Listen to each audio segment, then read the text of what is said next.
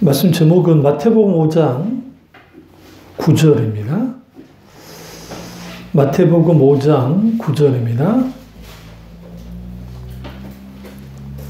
화평하게 하는 자는 복이 있나니 그들이 하나님의 아들이라 일컬음을 받을 것이며. 아멘. 말씀 제목은 화평하게 하는 자가 행복합니다 라는 제목으로 말씀을 나누도록 하겠습니다. 화평하게 하는 자가 행복합니다 라는 제목으로 말씀을 나누도록 하겠습니다. 이제 행복 시리즈를 이제 쭉 나갈 텐데요. 여기서 재밌잖아요. 화평하게 하는 자. 이건 이제 피스메이커라고 그래요. 그러니까 이 사람이 가면 갈등 상황이 정리가 되는 거예요. 그러니까 어떤 교회가 건강한 교회냐면 싸우지 않는 교회가 아니에요. 왜냐면 교회마다 우리 교회야 뭐 이제 숫자가 적고 하니까 뭐 좀 덜하긴 하지만 숫자가 많아지면 이런 사람 저런 사람이 많잖아요. 그러면 그 중간에 중재해 줄 수 있는 분들이 많아야 돼요. 그런 분들이 장로님들이나 권사님들이 되셔야 돼요. 그러니까 충분히 기도하면서 마을에 권위가 있는 분들이 중간에서 이제 화평하는 것이 되면 되는데, 근데 상당수 교회가 문제 일으키는 사람들이 장로들하고 안수집사하고 권사들이에요. 그러니까 그 이유는 뭐냐면 직분으로서 올라가니까. 내가 이제 이런 직분이 있어.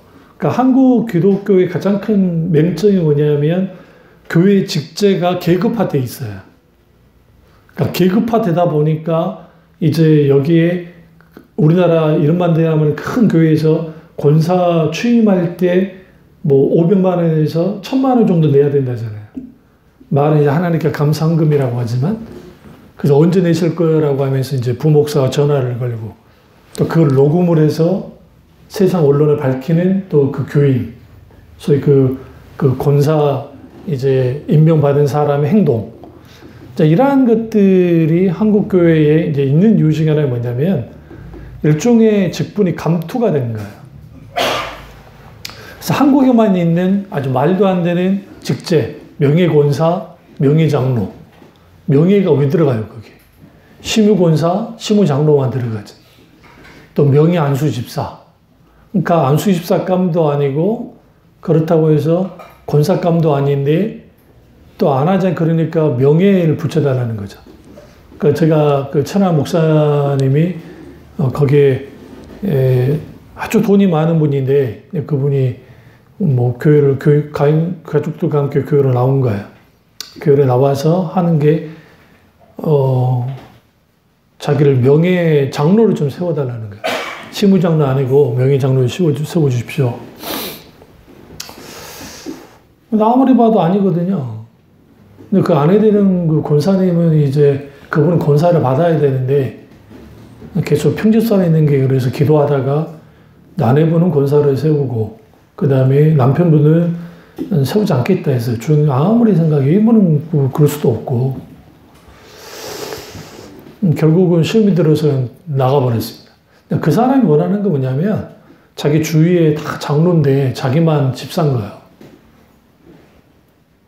안수집사. 그러니까 이게 참 어딜 가서 뭐 명함 내미기도 그렇고.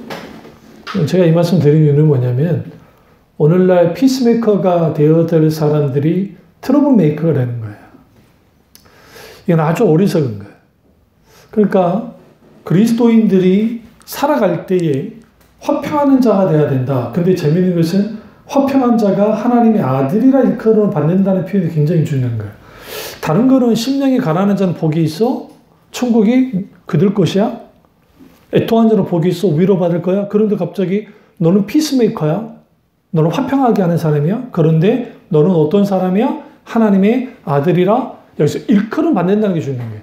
하나님의 아들로서 인정을 받는다. 혹은 하나님의 아들로서 불림을 받는다라고 말을 하고 있는 겁니다. 그래서 우리가 화평케 하는 자가 돼야 돼요. 그러려면 가장 먼저 요구된 게 있어요. 그게 뭐냐면 하나님과의 관계가 바로 잡아져야 돼요. 그러니까 우리가 신앙생활을 하든 집에서 마찬가지고 우리가 믿는 자로서 가구 역할을 해줘야 돼요. 그러니까 우리 부모는 자녀들에게 믿음의 유산을 넘겨주는 가구 역할을 해야 되고 믿지 않은 부모님이 있으면 부모님에게도 믿음의 가교 역할을 해줘야 돼요. 다리 역할을 해줘야 된단 말이에요. 그 다리 역할을 해주면서 거기에서 뭘 해야 되냐면 하나님과의 바른 관계 속에 있게 되어지는 그 소위 죄로 인한 그 죄를 이기는 것, 그리고 이 세상을 살아갈 때 하나님의 영광을 위해서 살아가는 일련의 이러한 것들을 살아내 주는 거예요. 그리고 거기에 거룩한 영향력을 끼칠 수 있어야 됩니다. 그러니까 이게 우리에게 요구되고 있다는 거예요. 그러니까 우리의 화평은 그럼 어떻게 되어진 건가? 하나님과 우리는 원수였어요. 그래서 로마서에서 말하기를 우리가 원수 되어졌을 때에 하면서 하나님과 인간이 원수였다라고 말합니다. 그럼 하나님과 인간이 처음부터 원수였느냐? 그렇진 않고 하나님께서 아담과 하와를 창조했을 때 그들이 선악과를 따먹고 죄를 짓기 전까지는 하나님과 화평했습니다. 원수가 아니었어요. 그런데 그들이 선악과를 따먹고 하나님께 대하여 대적하여 일어섰을 때 거기에서부터 이제 하나님과 우리가 원수가 된 겁니다. 원수 사이가 되어버린 거예요. 그래서 원수가 되니까 이제 관계가 깨진 거죠. 여기서 재밌는 게 예수님이 이 땅에 오셔서 원수를 뭐 해라? 사랑하라 하셨죠. 근데 그 원수를 하나님이 사랑하신 거예요. 그러니까 성경을 한마디로 딱 정의하자면, 다른 것도 많지만, 굳이 제가 오늘 본문에서 설교하자면, 성경은 딱 한마디로 스토리로 요약하면, 하나님의 원수 사랑이에요. 원수인 우리를 사랑했다라는 겁니다. 누가 원수가 됐냐? 그가 원수가 됐다는 거죠. 하나님이 뒤통수를 쳤으니까. 하나님께 대해 적극적으로 대적까지 섰던 아담과 하와. 그런데 그 원수된 관계를 인간 편에서 해결할 수가 없는 거야. 왜? 이전에 사망이 이르는 죄였고 하나님으로부터 떨어져 나가는, 그러니까 우리가 타락했다 할 때 이 타락이라는 단어가 영어로 fail이에요, fail. 근데 fail이라는 단어의 뜻은 뭐냐면 떨어지다라는 뜻이야. 근데 히브리 원전에서 타락이라는 이제 단어를 뭐 헬라어도 마찬가지고 보면 끝없이 떨어지다는 뜻을 갖고 있어요. 하나님이 여기 계세요. 근데 하나님께로부터 떨어져요. 이게 타락이에요. 그래서 우리가 이제 타락인데 이게 떨어져 나가는 거예요. 막 떨어져요. 근데 가장 마지막 떨어지는 곳이 어디예요? 지옥인 거예요. 그래서 지옥을 헬라어로 이제 뭐 스홀 혹은 게헨나, 히브리어로 게헨나라고 하는데 그것은 아주 깊숙한 곳, 공허한 곳, 어둠이 가득한 곳, 끝없이 떨어지는 곳이라는 의미를 갖고 있어요. 그러니까 하나님께로부터 영원히 떨어져 나가는 거예요. 이게 타락이고 이게 인간이 받는 큰 형벌이에요. 왜 그러냐면 우리 이렇게 생각해요. 내가 예수 믿지 않고 죽어서 지옥 갔어. 그러니까 우리 이렇게 생각하는 거죠. 예수님께서 막 거기에 불로 막 이제 고통하게 하고 막 심판하신다는 표현을 막 써요. 근데 이게 실제로 그럴 수도 있겠죠. 불못에 던진다는 표현을 쓰니까.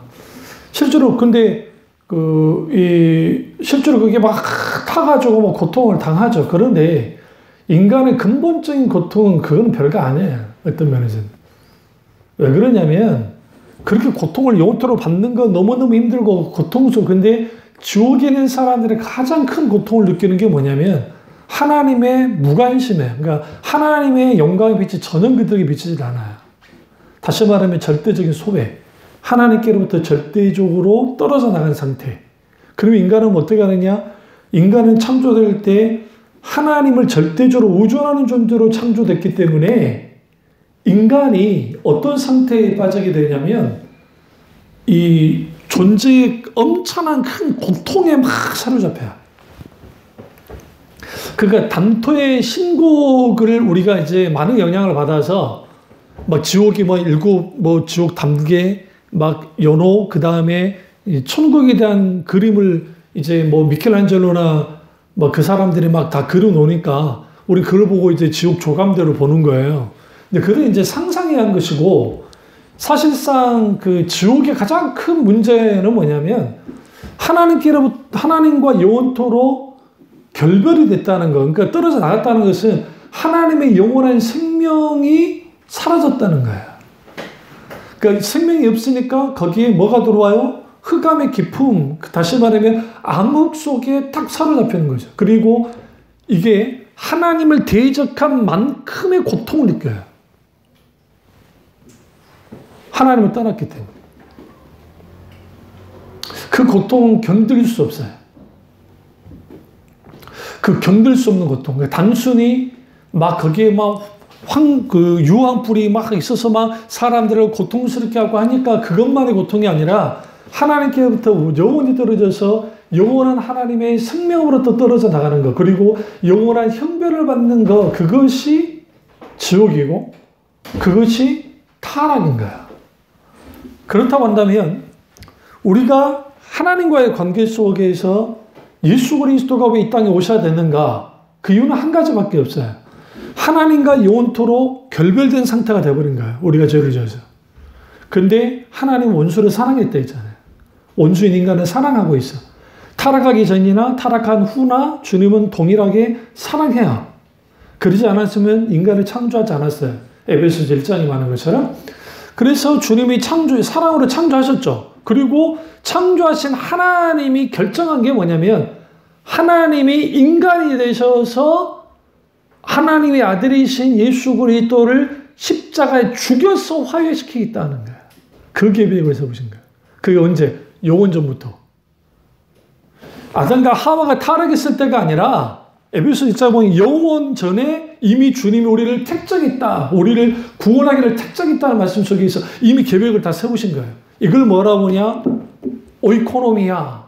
경륜이라고 그래요. 하나님의 경륜. 하나님의 비밀 속에 담겨있는 숨겨진 경륜. 근데 이 경륜을 누가 알지 못하냐면 사탄이나 인간이 누구도 천사도 알지 못해요. 하나님만이 갖고 있는 그 비밀의 경륜 속에서 하나님께서 그 구원을 이루시는 거죠. 언제? 2000년 전에 예수 그리스도가 이 땅에 오심을 통해서 우리를 화해시켰어요. 하나님과. 그러면 하나님과 화해된 우리는 어떻게 되는가? 그죠? 구원받은 중생을 체험한 백성은 내가 하나님과 화해했기 때문에 누구와 화해해야 되느냐? 다른 사람과 화해해야 되고 나 자신과 화해해야 되고 우리는 마땅히 어떤 분란이 있고 이러한 문제가 있는 곳에 어떤 사람? 피스메이커가 돼야 된다. 화평케 하는 자가 된다는 것을 분명하게 말하고 있습니다. 그래서 이 화평은 에이렌의 이게 이제 샬롬이라는 그 히브리 단어와 동일한 거예요. 에이렌이라는 뜻은 뭐냐면 우리가 평안이라는 의미 혹은 평화라는 의미를 가져요. 그러니까 이 화평할 때 평화케 하는 자, 그 사람은 뭐다? 하나님의 아들이라 일컬음을 받게 할 거야. 그렇다고 한다면 그리스도인들이 가는 곳마다 화평케 해야 되는데 정말 그리냐는 거예요. 기독교 역사로는 그러지 못했어요. 그러니까 우리는 종교교 역사나 그 교회사를 들여다보면 로마 카톨릭이 십자군을 일으켜서 막 학살을 저질렀을 때 우리는 그때 뭐 아랍 사람만을 다 죽였다고 생각하는데 그게 아니라 동로마가 멸망하게 된 이유는 십자군들이 동로마를 공격했기 때문이에요. 사실상. 그러니까 동로마를 아주 약탈을 했어요. 같은 어쨌든 동방 종교의 기독교 문명권을. 그것 때문에 쪼그라든 거야, 동로마가. 그리고 오스만 투르크에서 동로마가 멸망을 해버립니다. 그 멸망할 때도 앞장섰던 게 베네치아 사람들이에요. 베네치아 사람들은 카톨릭 교도들이죠. 그 카톨릭 교도들이 나서서 이제 그 동로마가 멸망하는 길로 아주 밀어붙여버리고 그리고 거기서 멸망을 하게 되는 거죠. 그러니까 이제 우리 여기서 무엇을 할 수 있냐면 그럼 나는 피스메이커인가 아니면 트러블 메이커인가?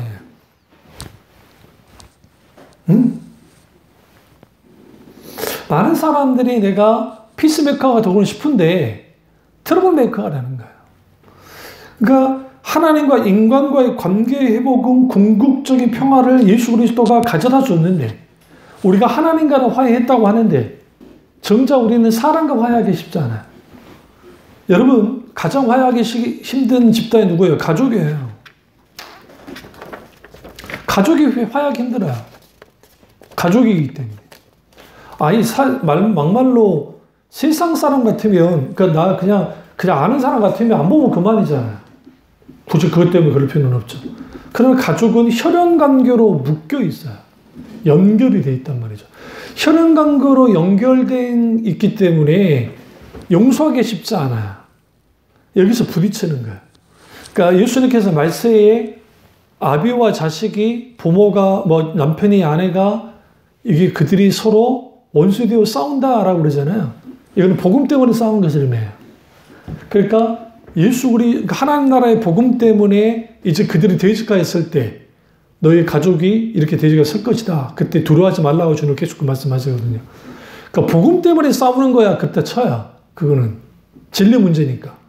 근데 그게 아니라 우리의 삶 속에 있게 되는 수많은 분쟁과 다툼, 이러한 것들이 있는데 여기서 우리가 중요한 게 뭐냐면 우리가 먼저 하나님의 화해를 받아들일 수 있어야 화평케 하는 자가 될 수 있어요. 첫 번째로. 그러니까 하나님의 화평을 받아들이자. 그럼 어떤 화평이냐? 단순히 하나님이 우리를 화평케 할 때에는, 나와 하나님 사이를 화평케 할 때는 분쟁과 다툼을 완화시키기 위해서가 아니에요. 그게 아니라 평강의 하나님이 대가를 치르면서 이룩한 화평을 받아들일 때 우리는 뭐 하느냐? 화평케 되는 거예요. 예수 그리스도 그분이 우리를 어떻게 막힌 담을 허시고 하나님과 화해시켰어요. 그 사실을, 그 은혜를 우리가 받아들여야 된단 말이에요.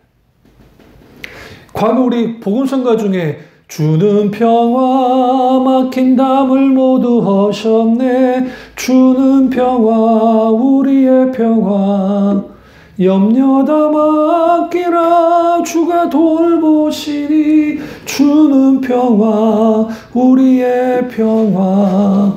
그 주님이 나의 평화 되셔야 돼요. 주님이 내 평화가 되지 않으면 우리는 항상 뭐 하게 되느냐? 다투게 돼요. 그럼 다툼의 원인은 뭐냐?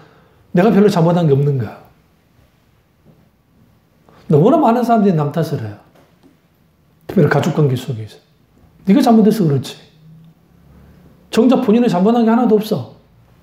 아니야. 그건 웃기는 소리예요. 왜 그러냐면 사람과 사람 관계 속에서는 절대로 한 사람이 일방적으로 잘못하거나 한 사람이 일방적으로 소위 말하는 당하는 입장에 서진 않아요. 절대로. 상호 관계적이기 때문에. 그래서 우리는 때로는 상처를 주기도 하고 상처도 받아요. 그러니까 주는 입장이 되기도 하고 상처를 받는 입장이 되기도 해요. 이 두 가지를 같이 가져가요. 그런데 많은 사람들이 자기 속에는 변호사가 커서 나를 변호할 때는 아주 적당히 변호해가지고 자기는 그렇게 잘못한 게 아니야. 네가 이렇게 한 거야. 너 때문에 이렇게 된 거야. 라고 나오는 거야. 이제 그 이유는 뭘까요? 이게 죄의 본성이에요. 죄의 본성. 죄의 본성은 철저하게 남탓합니다. 그래서 아담과 하와가 타락하자마자 일어난 게 뭐냐면 다툼이었어요. 그러니까 재밌잖아요. 근데 아담이 더 세잖아요. 남자니까. 하와보다.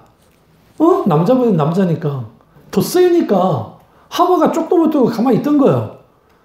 그래서 오늘날말로 바꿔놓으면 언제 내가 하나님께 저 여자 달라 했어요? 그 전에는 내 뼈 중에 뼈요, 살 중에 살이라 그러더니 이 말은 뭐냐면 너는 나고 너는 너야 라는 그 말을 한 거예요. 그런데 이게 그러니까 우리가 히브리어의 이슈아 할 때에 히브리 원어에 좀 하나가 이게 이슈 하면 여기고 이슈 하면 여기 찍으면 돼요.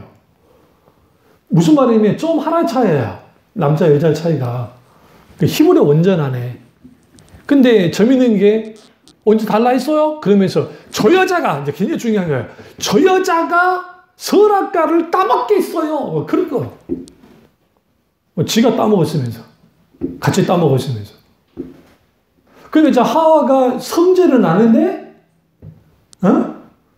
지금 눈이 막 부라리면서 이 아담이 이게 지금 주먹을 그냥 쥐고 있단 말이야. 이게 뭔 짓을 할 줄 모르겠어. 그러니까 하와가 고개를 싹 돌리면서 누굴 봐요? 뱀을 본 거죠. 그러면서 하나님께서 이제 변명을 하기를 저 뱀이 우리를 유혹해서 따먹었습니다. 근데 딱 보니까 뱀은 누구한테 그 핑계 댈 게 없어. 지가 있으니까. 그러면 여기서 우리는 뭘 알 수 있냐면 이 분란과 다툼을 피스메이커가 되려면 하나님이 우리와 우리 사이에 담을 넣으시고 화평케 했던 그 사건, 실질적인 은혜, 그러한 것들을 우리가 받아들이고 그 다음에 그 화평케 함을 찾아야 돼요. 히브리서 13장 20절을 가보겠습니다. 시작에 히브리서 13장 20절이에요. 히브리서 13장 20절을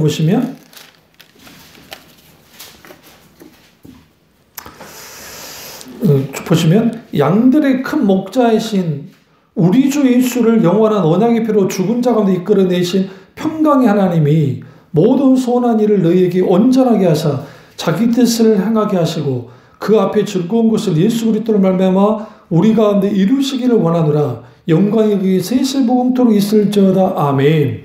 여기서 평강의 하나님이 할 때 언약의 피로 죽은 자 가운데 이끌어내신 평강의 하나님이. 그러니까 우리가 샬롬 하면 하나님과 평강하면 떠오르기 뭐예요? 예수 그리스도의 십자가야.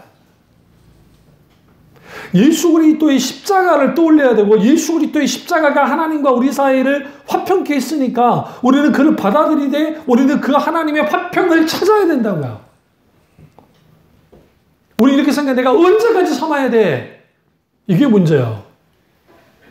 내가 저 인간을 언제까지 참아내줘야 돼? 저 자식을 내가 언제까지 참아줘야 돼? 저 부모를 내가 언제까지 참아야 돼? 라고 하는 거야. 응? 그러니까 연예인들의 가정사들이 막 보이면서 하잖아요. 그래서 그 아무가 개그맨, 나랑 동갑인 그 개그맨. 근데 그 개그맨이 요즘에 방송을 갑자기 막 출연을 해요. 왜? 나는 이렇게 건장하고 나는 이제 이렇게 잘 살고 있습니다를 보여주고 싶어 했던 것 같아요. 근데 그게 아주 어리석은 거예요. 그러니까 왜 그러냐면 그건 아마 소속사나 뭐 그렇게 해가지고 우리 이렇게 하고 근데 어쨌든 부모와 그리고 그 형과 형수와 조카들과의 관계가 깨졌죠. 그것이 그들이 나쁜 인간이라 그렇게 된 건 분명한데 어쨌든 그렇게 된 상태에서 이렇습니다라고 보여주는 게 세상의 방식이에요. 그렇게 되면 무슨 일이 벌어지냐면 반대에 있는 지금 부모가 어쨌든 나쁜 부모도 어쨌든 뭐 그들을 아예 죽여버리는 거예요.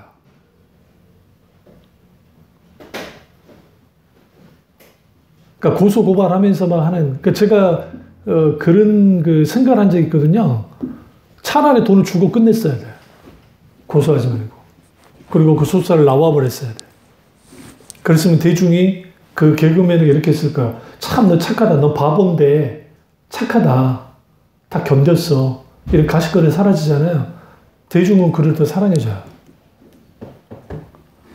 세상 방법은 맞서 싸우는 거예요. 응? 근데 가족관계는 쉽지가 않아요. 가족관계 속에는 승자가 없어. 그래서 이겨봤자 뭐 할 거야 도대체. 그래서 늘 말씀드리지만 우리가 언제까지 참아줘야 돼 라고 하는 이 명제 앞에서 많은 사람들이 고통을 당해요. 근데 그 고통당하는 이유는 뭐냐면 내가 지금 계속 당하고 있으니까요. 근데 또 그것을 당하게 하는 사람들은 깨닫느냐? 안 깨달아요. 못 깨달아요.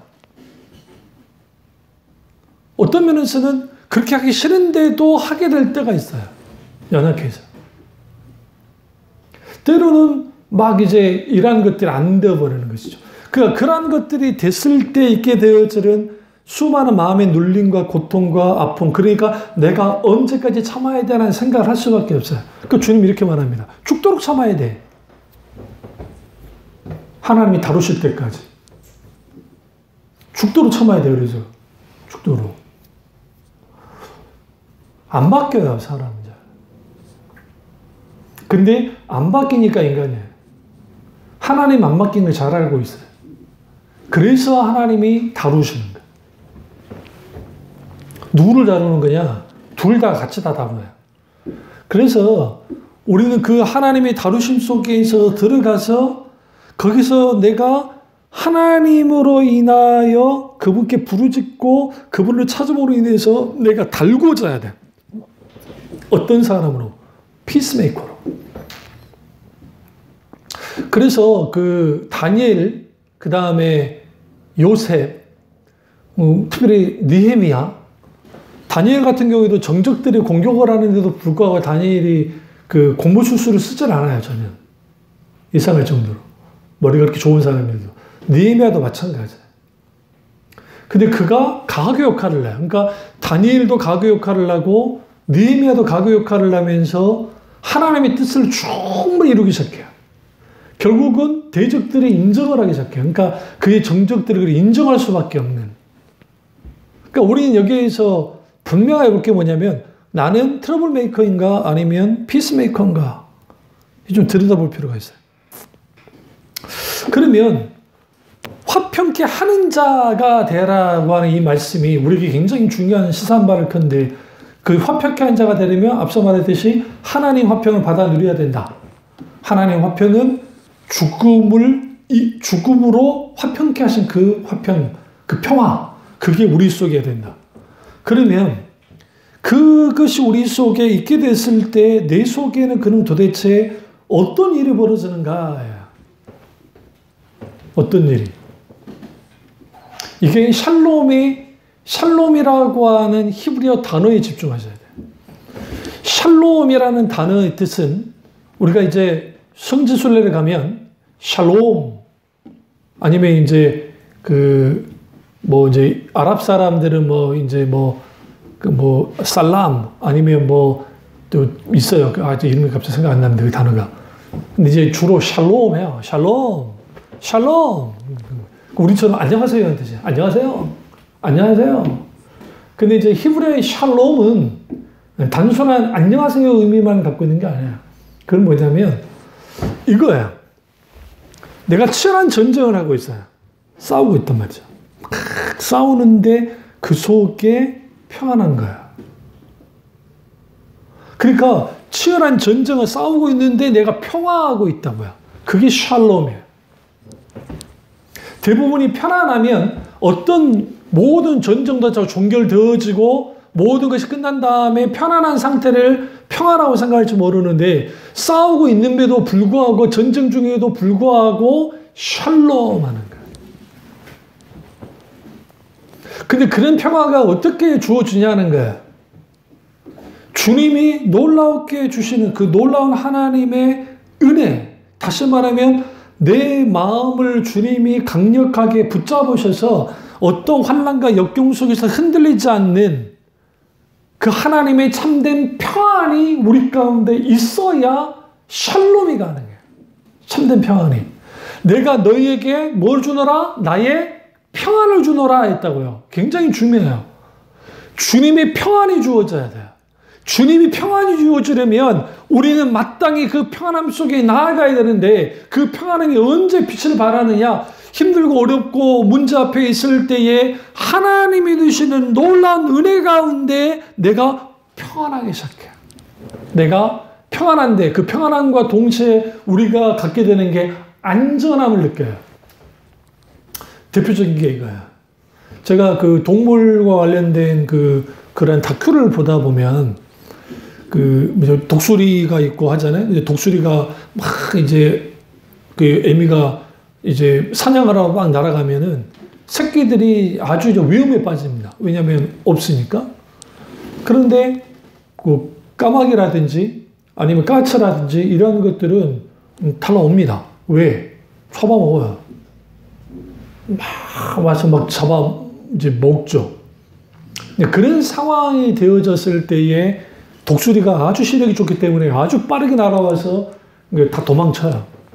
근데 반대의 경우, 그러니까 우리나라 매 같은 경우, 그리고 일반 이제 새들이 있을 때에 제가 그거 보고 제가 울었었는데 예전에 말씀드렸던 것 같은데 따오기인가인데 알을 다 낳고 잘 키우고 이제 부화도 다 하고 있어요.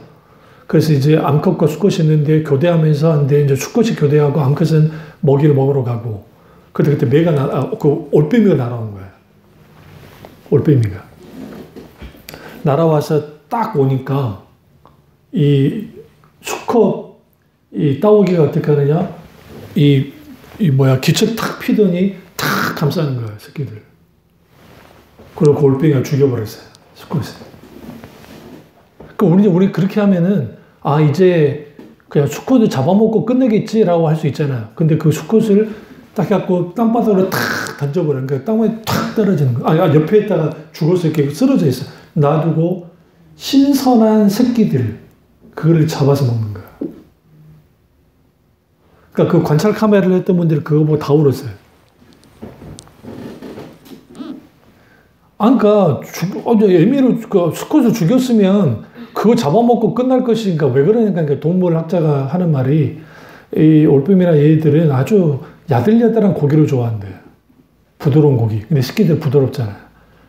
그걸 다 잡아먹는 거야. 그리고 후에 암컷이 날아왔는데 보니까 수컷은 죽어 있고 딱딱 울면서 탁 날아가는. 마치 이거죠. 우리에게 원수가 우리를 공격하고 우리를 막 할 때에 날개를 탁 펴서 수컷이 새끼를 보호하듯이, 그래서 성경에 하나님께서 날개를 펴서 너희를 어디에 보인다? 주님의 날개 아래 들어오게 한다 라는 의미를 그런 말씀을 시편에서 보시면 이 상태가 샬롬이야. 샬롬. 그러니까 고난과 역경과 문제가 있고 고통이 있는데 하나님의 품속에 들어가는 게 날개 아래로 들어가는 상태. 그게 샬롬이라고요. 왜? 거기에 하나님이 주시는 평안이 있고 거기에 하나님이 주시는 평화가 있기 때문에 그래요.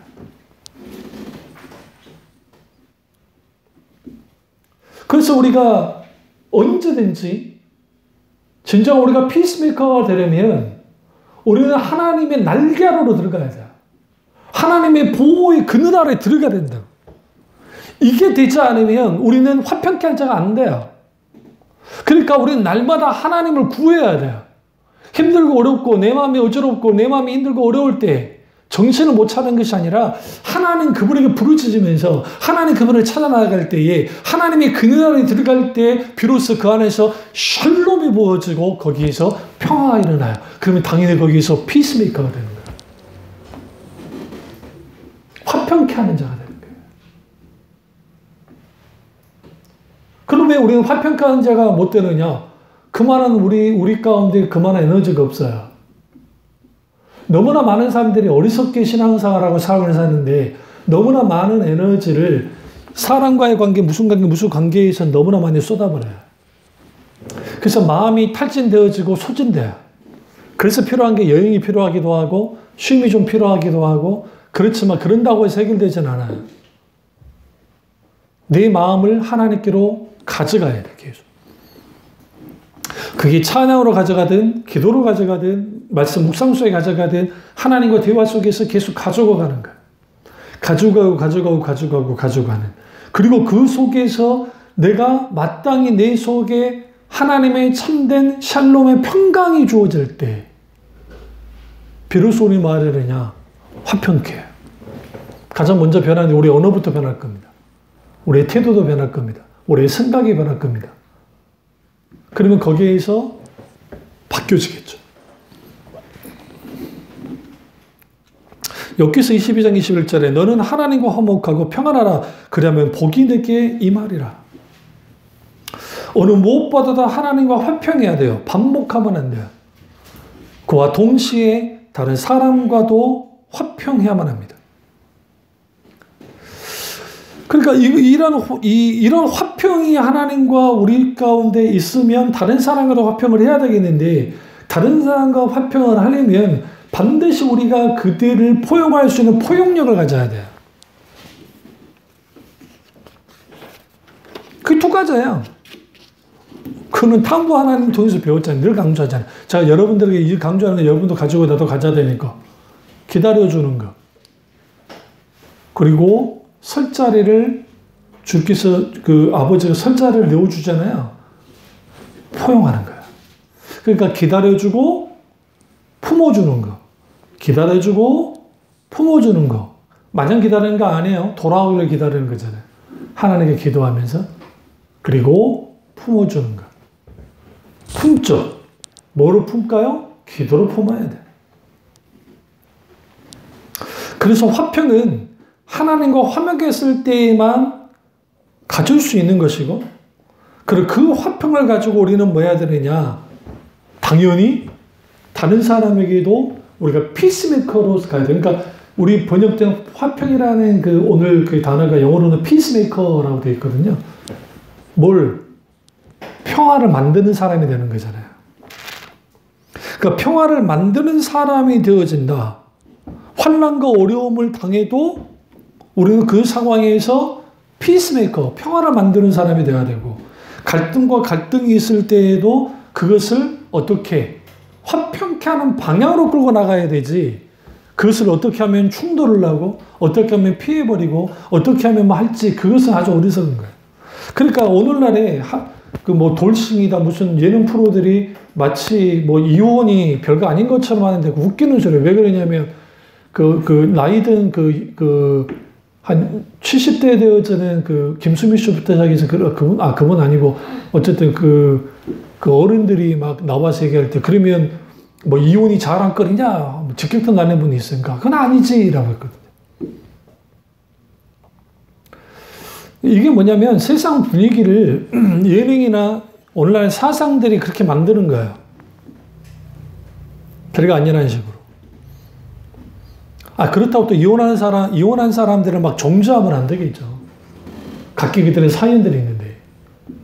그러니까 이런 것들을 우리가, 그런데 중요한 건 뭐냐면, 우리가 그 속에서 서로 이렇게 갈등하고 할 때 이 상태에서 서로 등 돌리기. 근데 문제는 우리 입술을 너무나 많은 죄를 범해요. 하지 말아야 될 말들도 너무 쉽게 해버리고. 그러니까 그 속에서 상처를 받죠. 상처 받고 상처 주고. 여기에 뭐가 딱 끌어오르냐면 복수심이야. 그 복수심을 가지고 뭐 하겠어요, 당연히. 끝내는 거지.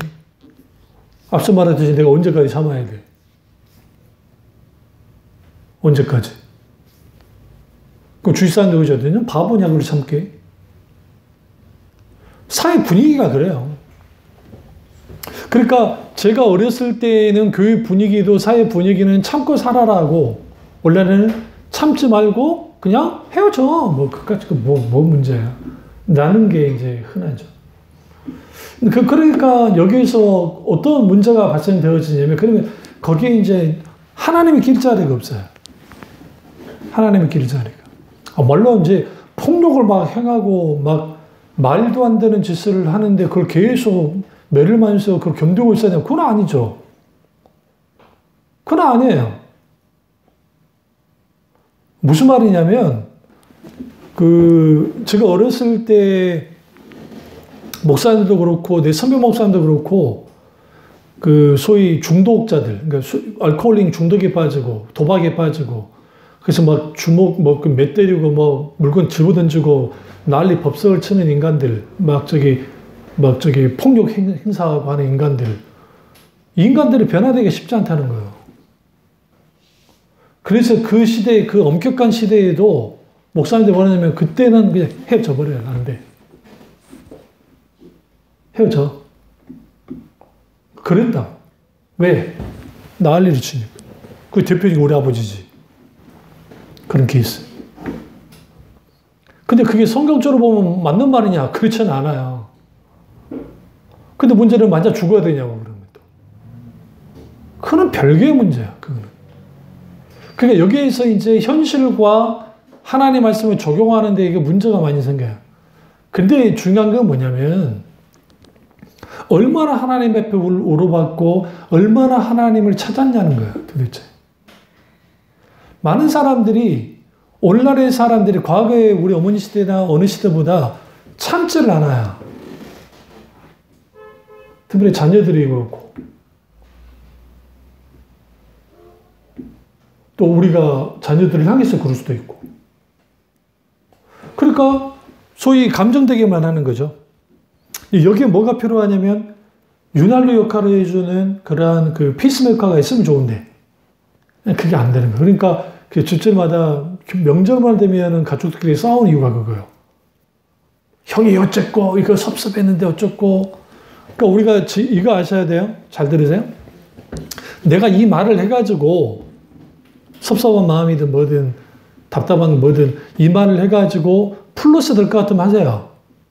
근데 마이너스 될 것 같으면 일단 참고 가버리라고 그냥. 그게 나를 갖다가 아주 그냥 목을 조르고 나를 뭐 죽일 것 같지만 않으면. 근데 흔히 우리는 그 한 단계를 나가버리니까 그게 문제가 돼요. 그러니까 충돌하죠. 이게 교회에서도 이런 일이 많아요. 그래서 제가 어렸을 때 우리 교회는 이제 공동회의나 이걸 뭐 해야 되지만 뭐 너무 교인이 적으니까 그러지만 한 달에 한 번씩 존교회 모아놓고 그 세도교회 모아놓고 공동회의를 하거든요. 그러면 거기에 아주 이거는 시장통도 이런 시장통이 없고 이런 깡패 집단도 없어요. 막 일어나가지고 막 목사님께 삿대질을 하면서 막 욕을 하는 사람부터 시작해서 별 인간들 많아요. 겁도 없이. 응? 근데 건강한 교회는 뭐냐면 목사님이 그러고 있을 때 그 아주 나이든 장로님들이나 권위가 있는 분들이 나서서 어이 누구 집사 그러면 안 되는 거야. 뭐 왜 그러지? 돼야 되는데 불행하게도 우리 모교회는 그런 부분이 없었어요. 그러니까 싸우는 거야. 당회 때도 큰 소리 치고 하는 게 밖에 다 들려. 교회 마당에서 노니까 내가 다 듣잖아요. 교회에서 잘 놀았으니까. 그러니까 이제 그 목사님의 그 언성도 높아지고, 그러니까 이제 목사님이 늘 인상을 쓰고 다니죠. 또 차가운 분 아닌데 막 차갑게 느껴져. 그러니까 가까이 하기 너무 먼 당신이 돼서 우리는 목사님만 나타나면 쭈루루 도망쳐 버렸거든. 그럼 거기에 뭐가 있어요? 피스메이커가 없는 거야. 그러니까 피스메이커가 없는 교회는 불행한 교회예요. 우리 교회들은 피스메이커가 돼야 돼요. 중간에 가교 역할을 하면서 거기서 같이 기도하고, 이 사람들이 주로 중보기도 하는 사람들이 그걸 잘 감당을 합니다. 그래서 그 로마서 15장 33절, 로마서 16장 20절, 우리 하나님은 평강의 하나님이시다 라고 하면서 우리에게 이렇게 화평케 하신다라고 하는데, 우리는 여기에서 하나님이 우리 가운데 이 화평케 하신 이유가 뭐냐? 단순히 하나님의 아들이라 일컬음을 받게 하려고? 이거 단순히 그건 아니에요. 우리를 통해서 소위 말하는 문제가 있고 거기에 트러블이 있는, 갈등이 있는 그러한 가정, 그러한 개인, 그러한 집단 속에서 그런 역할을 하라는 거야. 우리는 안 싸울 수 없어요. 안 부딪힐 수 없어요. 네? 근데 그것을 어떻게 지혜롭게 이거를 관리하냐가지고, 그러니까 화를 낼 수 있어요. 근데 성경에는 분을 내어도 죄를 짓지 말라 그랬다고요.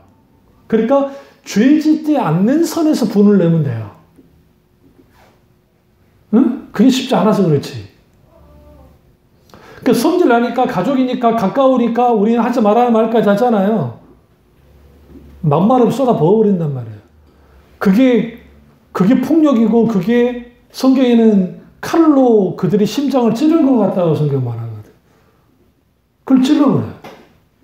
말로 죽이는 거예요. 그러니까 성경에 형제를 나가야 라가라는 자는 주님이 어떻게 지옥으로 던져버리겠다 했거든. 이 라가라는 게 욕이에요, 욕. 형제를 남겨서 라가라고 욕하는 자. 근데 여기서 욕은 종교적인 욕이에요. 사실상. 종교적인, 넌 지옥 갈 놈.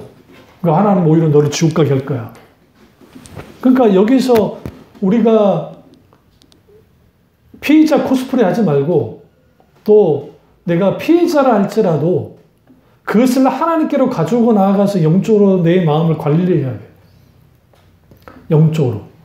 관리하면서 하나님께 충분히 기도하면서 하나님께 나아가야 돼. 울더라도 하나님 앞에 울어야 되고, 찾더라도 주님을 깊이 찾아야 돼. 그래야 거기에서 내가 화평케 하는 자가 돼요. 불평케 하는 자가 아니라. 근데 우리는 너무나 많은 경우에 불평케 하고, 우리는 소위 이게 갈등하게 하는 것이죠. 그 부부들이, 내가 늘 말씀드리지만, 애들을 보는 앞에서 그 서로를 막 까라 뭉개는 일을 하면 안 되죠. 설사 부인 말이 틀리더라도 그 앞에서는 뭐라 하면 안 되고, 남편 말이 틀리더라도 그 앞에서는 막 그러면 안 돼요. 다 지난 다음에 이 부분은 좀 잘못 말한 것 같다라고 부부간에 대화를 하죠. 그러지 않으면 권위가 없어요. 권위가 무너져요. 그러니까 권위가 무너지면 권위 없는 자녀 밑에 있는 애들은 권위를 견디는 게 힘들어요. 그래서 직장생활 못해요, 절대로. 이번에 고등학생 애들이 윤석열 퇴진 운동한다고 막 나와서 그러는데요. 그걸 좋게만 볼 수는 없어요. 권위를 인정하지 않는 태도 속에 나와요. 지금 저는 윤석열을 누구보다 싫어하는 사람이에요, 저는요. 윤석열 대통령을 하지도 않잖아요. 그러나 윤석열 대통령이니까 어쨌든 대통령 인정을 해줘야죠. 그런 아이들이 부모의 권위를 인정할까요? 권위주의와 권위는 달라요. 권위주의는 가부장적인 문화 속에서 찍어 누르는 것이고, 권위는 하나님으로부터 와야 돼. 그러니까 하나님 그분이 권위자이시고 주권자이시기 때문에 그 밑에 부모가 권위로서 있는 거예요. 그러니까 그리고 그 자녀가 그 권위 아래 있어야 돼요. 이게 무너지면 질서가 다 무너져요. 이게 기독교 세계관이고 성경에서 말하는 세계관이에요. 이게 단순히 가부장권에서 온 게 아니에요. 왜 그러냐면 사탄이 무너뜨리는 게 모든 권위를 무너뜨려요. 그래서 소위 질서도 무너뜨리죠. 그러니까 우리나라 아이돌 애들이 세계적으로 뜨는 거는 사실이지만 이 아이들을 뭘 무너뜨리냐면 젠더를 무너뜨렸어요. 남자, 여자, 성 담론을 무너뜨려서 이 남자 아이들이 마치 여자 아이들처럼 막 그렇게 비춰지는, 이걸 이제 섹슈얼리티, 이걸 이제 성담론 말하면 이거는 좀 복잡하니까 어쨌든 그 사상을 BTS든 뭐든 애들이 갖고 오는 걸 그 영향을 다 받고 있는 거예요. 근데 교회가 그 눈이 없어요. 저는 일부러 계속 봐요. BTS는 뭐든 무조건 봐요. 보는 이유가 보고 분별해야 하기 때문에. 그러다 보면 그들의 말도 안 되는 가사들, 그리고 소위 말은 되긴 하는데 거기에 뭐를 교묘하게 무너뜨리냐면 하나님과의 관계 속에서 있게 되는 철저한 말씀을 무너뜨리는 것들이 있어요. 아이들 그래 습득을 해요. 자기들도 모르게 받아들여요. 그러니까 거기에서 나타나는 게 뭐냐면 이제는 권위를 인정하지 않는.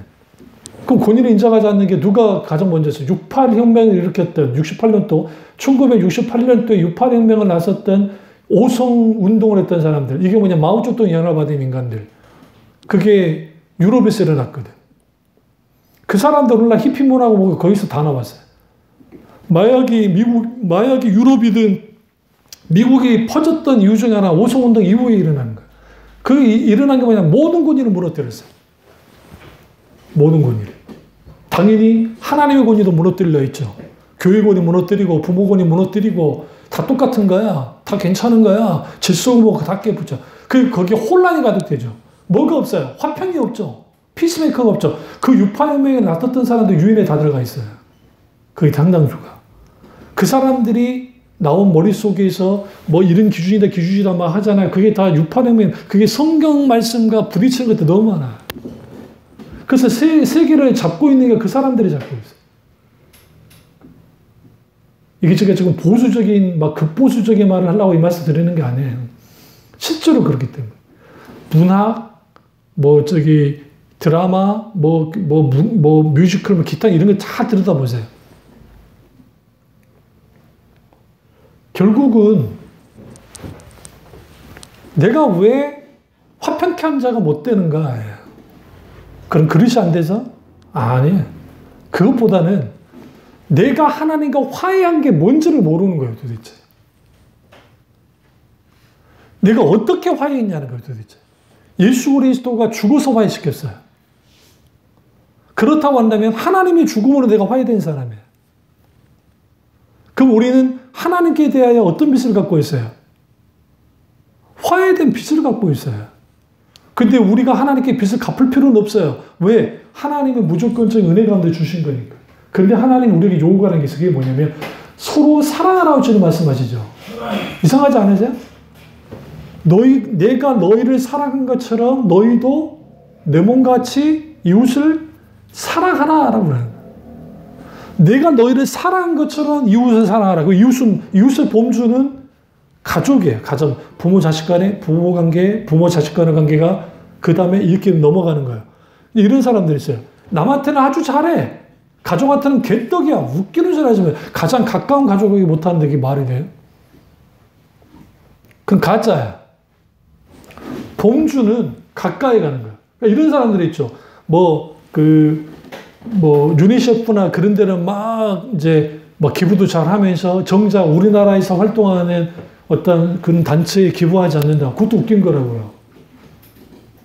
왜 그러냐면 우리 거를 먼저 챙기자는 의미가 아니라 이웃의 범주라는 게 그래요. 가까이에서 멀리 나가는 거야. 이렇게. 근데 그게 안 되는 거야. 가장 가까이 있는 사람들이 안 되는 거죠. 그럼 여기에서 우리는 어떤 그 딜레마에 빠지냐면 내가 화평케 하고 싶은데 저놈의 인간이 아니면 저 상황이 뭐가 나를 안 하게 만들어. 여기에서 어떤 함정에서 벗어나와야 되냐면 하나님이 우리와 화해할 때에 모든 사람의 화해를 받아들일 걸 생각하고 한 게 아니에요. 이게 굉장히 중요해요. 예수 그리스도께서 십자가에 죽으실 때 하나님과 우리를 화해시키려고 죽으신 거잖아요. 영원한 화해. 그걸 통해서 구원시키시려고. 그런데 모든 사람이 하나님을 믿냐고요, 지금. 아니에요. 믿을 사람은 믿었지만 믿지 않는 사람이 너무나 많잖아요. 알고도 주님이 어떻게 화목해 있어요. 그게 피스메이커야. 내가 피스메이커로서 나서서 정작 화해되지 않는다 할지라 우리는 피스메이커의 자리에 있어야 돼요. 우리의 포지션이 바로 그거예요. 그러니까 이거죠. 저 사람이 들어오면 그래도 분란이 좀 종결이 돼. 제가 막 신학할 때 막 싸우고 있으면 저는 그거를 못 보니까 누구 편도 안 들고 아주 그냥 장악을 하고 아주 그냥 이걸 깨끗이 정리를 해버렸거든요. 딱 한마디로 싸우는 게 아니라는 거예요. 그러니까 여기에서 우리는 분명하게 그러면 여기서 화평케 하는 자가 왜 하나님의 아들을 일컬어야 될까? 하나님의 아들을 화평케 하러 왔기 때문에. 하나님의 아들이 화평케 하는 자로 왔기 때문에 또 그 길을 가는 거예요. 여기서 조심해야 될 게 그래서 그 소위 말하는 그 후욕을 하는 거예요. 뒷담화. 그러니까 뒷담화를 막 한단 말이죠. 그래서 이랬네 저랬네 어쨌네 막 흠까지 다 꺼내가지고 사돈의 팔촌에 막 누구 집에 어떻게 했대. 여러분 우리 지체들 속에 같이 교제 나눌 때 제발 부탁인데 그러진 않을 거라 믿지만 막 누구 집가 어쩌고 그런 말 하지 마세요. 제가 버스나 지하철을 잘 타고 다니잖아요. 누구보다. 그러니까 아줌마들이 또 여자들이 보면은 막 서로 욕하고 하면 막 그 이야기가 다들 나는 그걸 너무 또 은사가 또 잘 듣잖아. 또 그런 걸 또. 예? 속으로 그래요. 저것들은 정신이 있나? 심지어는 자기 새끼들도 막 까. 남편은 아주 그냥 오징어 씹듯이 씹고. 저것이 사람인가 생각해요, 속으로. 왜 그럴까? 왜 입이 저렇게 가볍지? 그거는 그거예요. 그 수다로 풀려고, 그건 이해를 해요. 근데 그 뱉어진 말들이 듣는 사람도 마찬가지지만 하는 사람들을 더럽혀요. 그래서 예수님께서 너희 뒤로 난 배설물이 더럽히는 게 너희 입의 말이 더럽힌다고 말씀했다. 그 입의 말들. 그래서 피스메이커들은 후욕을 중단해야 돼요. 그리고 여러분이 누군가 대화를 나눌 때에 내가 그 말 하지 않았고 그냥 그렇구나 취임사만 해줬어 내가 그 말 했다고 덤팅했을 때도 굉장히 많아요. 사람 말을 이용하는 사람들 중에. 저도 그 인천에서 사역할 때 어떤 집사님이랑 이야기하다가 그런가요? 라고 했는데 내가 목사님을 대놓고 욕을 했다는 거예요. 그래서 목사님 나를 불렀네? 거기 대화를 했죠. 안전사가 그만한 적 있냐? 없습니다. 사실대로 말하라, 맞박아라. 그러니까 이제 내가 어리긴 했지만 나도 당도를 하잖아요. 한 당도를 하는데. 저는 그렇게밖에 못 보냐 그랬어요. 그 양반이 이제 나이 든 목사님이 이제 긴장을 한 거죠. 왜? 나는 아니면 아니거든. 그 들어보시라고. 상황을 그냥 쭉 하니까, 아하, 그지 한 거야. 그냥 고개만 끄덕였다는 거야. 인정해서가 아니라 그런가 보다 했다고. 그래서 다음에는 무슨 말인지 알려달래. 난 싫다고 그랬어요. 그 말은 뭐냐면 나한테 뿌라치라는 거죠. 난 그따위도 못한다는 거죠. 난 싫어 안 합니다. 내가 왜 그 말 합니까? 그렇게 난 나가겠다고. 그럼 알았다고. 그래놓고 다른 뿌라치를 집어넣더라고요. 그런 식으로 사람을 조종하고 통제하려고 그래요. 그게 세상이고 그게 교회 안에도 그 짓들을 한다고. 우리 교회에서 내가 그걸 안 하려고 다 하나님께 맡기잖아요. 그러니까 우리가 분명하게 피스메이커가 되려면 우리의 입술이, 우리의 말들이 그러니까 누군가를 향해서 막 공격하고 그 사람이 흠을 끄집어내서 하는, 물론 이제 어떤 답답한 일들을 이야기를 나눌 수는 있어요. 이 부분 이렇게 할 거 잘못된 것 같다라는 이야기 의논을 할 수 있다고 생각해요. 근데 문제는 뭐냐면 그게 정죄로 가고 사람을 막 뒤에서 조종하는 것까지 가버리면 그게 문제가 되죠. 그게 트러블 메이커가 되는 거예요. 그래서 상당수 화평케 하는 사람들 가운데 요구되는 게 뭐냐. 결국은 그것은 우리의 입의 말이고 또 하나는 요한복음 14장 27절에 평안을 너에게 끼치노니 곧 나의 평안을 너에게 주노라. 내가 너에게 주는 것은 세상이 주는 것 같지 아니하리라. 너희는 마음에 근심하지 말고 두려워하지 말라라는 말씀처럼 주님이 내게 끼쳐주는 그 평안, 그 평안이 우리 가운데 주어질 때 우리가 피스메이커가 되고, 이제 이게 관계적인 평안뿐만 아니라 이제 근심과 걱정의 문제의 이 평안, 그러니까 화평케함, 이것은 결국은 내가 미리 그냥 대출받듯이 근심 걱정을 끌어들 필요가 1도 없어요. 그냥 하나님 앞에 맡기고 한 걸음 한 걸음 이제 하나님 그분에게 내 마음의 상태를 아뢰면서 뭐라고 해요? 하나님께 기도하고 잠잠히 기다리며 나아가면 즉흥적이고 급한 마음이 뒤쪽으로 밀려나기 시작하고 혼란스럽고 흐트러진 마음들이 하나의 마음이 되어질 때 그때 비로소 여유가 생겨요. 그래야 다른 지체들이 힘들고 어려운 말들도 들어줄 수 있고 같이 기도도 해줄 수 있는 것이지, 그게 안 되어지면 계속 우리 속에 감정의 쓰레기들이 쌓여져요. 그러면 뭐밖에 안 남아요? 상처받은 내 마음밖에 안 남아. 네 마음 하나 내가 주체를 하지 못해. 당연히 주체하지 못한 마음 가지고 뭘 하겠어요? 나오는 것은 신경질이요. 나오는 것들은 성질이지, 분노죠. 그래서 우리는 반드시 하나님 앞에 피스메이커가 돼야 돼요. 왜냐하면 피스메이커가 돼야 하나님과의 관계, 사람과의 관계, 내 내면 세계가 완전히 바뀌어져요. 그러면 보는 눈이 바뀌어져요. 이제 적어도 부정적인 것, 분별하는 건 좋은데 적어도 하나님의 관점에서 모든 걸 보면서 이제 분별하며 그렇게 말이든 행동이든 그렇게 살아가기 시작하면 거기에 하나님이 나를 통해서 어떻게 주느냐. 저 사람이 있으면 뭔가 달라진다. 분위기가 쏴한 게 아니라 분위기가 좋아진다는 거죠. 그 놀라운 은혜가 저와 여러분의 길을 주미로 축원합니다. 기도하겠습니다. 기도하실 때 오늘 이 말씀이 나의 말씀이자 우리 말씀 되게 잠깐 기도하겠습니다.